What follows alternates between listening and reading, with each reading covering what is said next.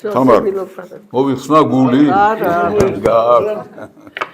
ფონდოს უნდა გადაცეთ ფონდოს კი ბატონო რაზე ვილაპარაკო ნაზი კონკრეტულად რაზე ვილაპარაკო აი წელი ყველაფერი 4-ზე საკითხი 4-ზე შემილია შემიძლია გაარჩევო თქვენ რაც ხა ბატონო ვალერი ცოტა უფრო შორეული წარსულიდან დაიწყო, რაც ბუნებრივია, რომ ეხმიანება იმას, რაც დღის წესრიგშია, ხო? მაგრამ აი რეტროსპექტულად მან ილაპარაკა რა პრობლემებთან იყო დამოუკიდებელი საქართველოს არსებობა. მაგრამ უნდა გითხრათ, მეც მახსოვს, აი შევარდნაძეს ეს სიტყვები, რომ ამერიკელები აქ მინიმუმ 50 წლით არიან შემოსულები და ისიც მახსოვს, როდესაც ლაპარაკობდა, რომ რუსეთის ფედერაციასო ამ სახით არსებობის სულ რამდენიმე წელი დარჩა. და ალბათ ის არჩევანიც, რომელიც საქართველომ გააკეთა, დამოკიდებული იყო სწორედ აი ამ განწყობებთან. მაგრამ არ ვიცი რატომ, მაგრამ მე ესეთი განწყობა არასოდეს არ მქონია. და ეხა მაშინ არ ვიყავი არც პოლიტოლოგი და თქვათ ამდენი გამოცდილებაც არ მქონდა, ახალგაზრდა ვიყავი, მაგრამ ეტყობა რაღაცა წინაგრძნობა მქონდა, ვიცოდი რა რუსეთის განვითარების ისტორიის თავისებურებები და მახსოვდა ბისმარკის ცნობილი გამონათქვამები. ამიტომ ის რაც შემდგომში მოხდა და ვეთანხმებით, მთელი პოლიტიკა მიმართული იყო იქითკენ, რომ რაც შეიძლება რუსეთსა და საქართველოს შორის არა ძალიან დიდი უფსკრული გაჩენილიყო და რაც შეიძლება ეს ორიერი ერთმანეთს დაპირისპირებოდა.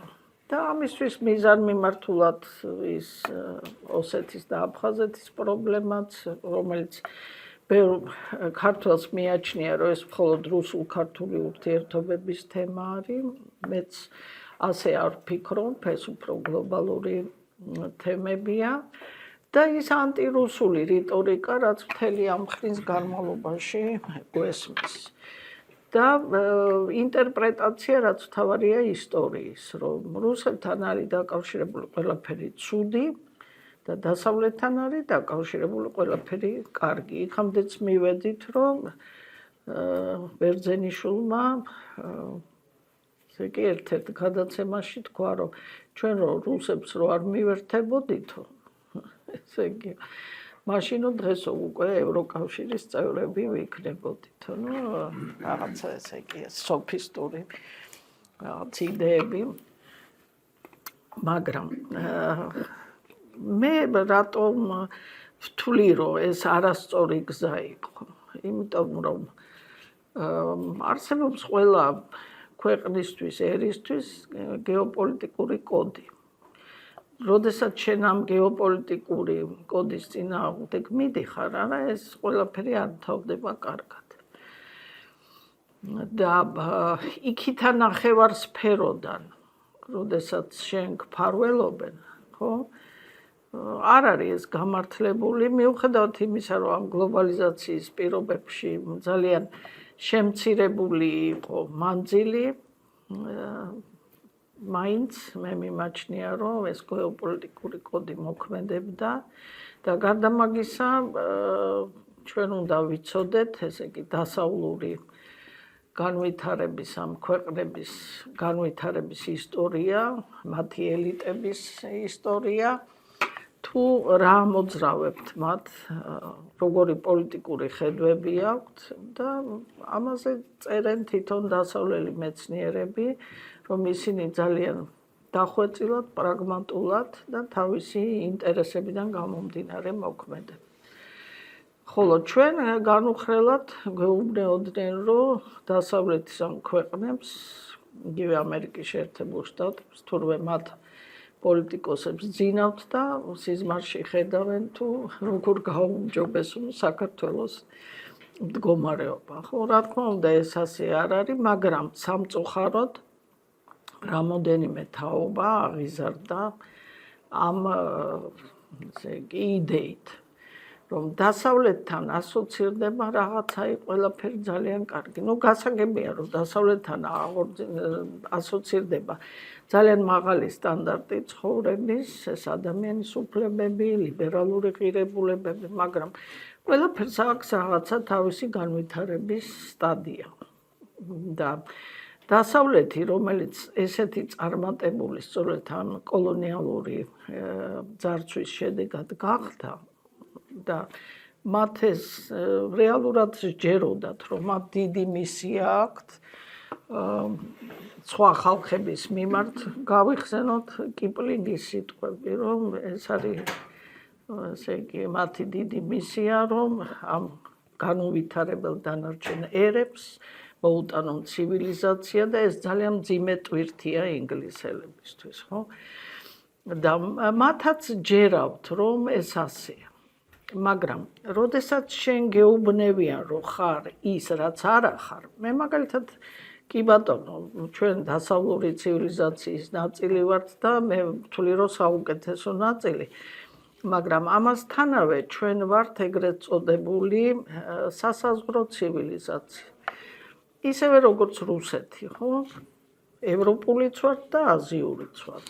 და მე ვთვლი, რომ აი ეს და კონსტანტინე კაპანელის სიტყვები მინდა გავიხსენო, რომელიც იმის გამო, რასაც ამბობდა, აქტუალური არ იყო. თუმცა მან ძალიან კარგად გადმოგცა ეს ქართული ფენომენი და აი ეს ქართველების მთელი ის დადებითი თვისებები, რაც განპირობებული იყო სწორედ აი ამ შერეული ცივილიზაციით, ეგრეთ წოდებული სასაზღვრო ცივილიზაციით, როდესაც იგი ამბობდა, რომ ქართველების ძარღვებში ჩხრიალებს დასავლური და აღმოსავლური სისხლი. ამიტომ ხა ჩვენ ყველა ვთანხმდებით იმაზე, რომ აი ეს ქართული იდენტობა არა რაღაცა განსაკუთრებული ფენომენია. და ვიცით, რამდენი ნიჭიერი ადამიანია ამ პატარა ერში. მაგრამ აი ამ ჟვანიას ცნობილმა გამონათქვამა, რომ მე ვარ ქართველი, მასშტაბსადამე მე ვარ ევროპელი, არა, სულ ჩაგინერგა რაღაცა არასრულყოფილების აი ეს შეგრძნება და განუხრელად იმის მტკიცება, რომ შენ ხარ ევროპელი. აი ჯიღის ცემით შენ ამდენი წელია ამტკიცებ, რომ შენ ხარ ევროპელი. ამ დროს შეიძლება ინგლისელს კითხო და ინგლისელმა გითხრას, ახლა ვის ეპარება, რომ ინგლისელი არის ევროპელი, ხო? მაგრამ გითხრას, რომ არა მე რაღაც კუნძულოვანი ცივილიზაცია ვარ. იმიტომ მას კომპლექსი არ აქვს. და შენ როდესაც ამ კომპლექსს გიღვივებენ, ესაც ხო ჩვეულებრივი პოლიტიკური ტექნოლოგიაა.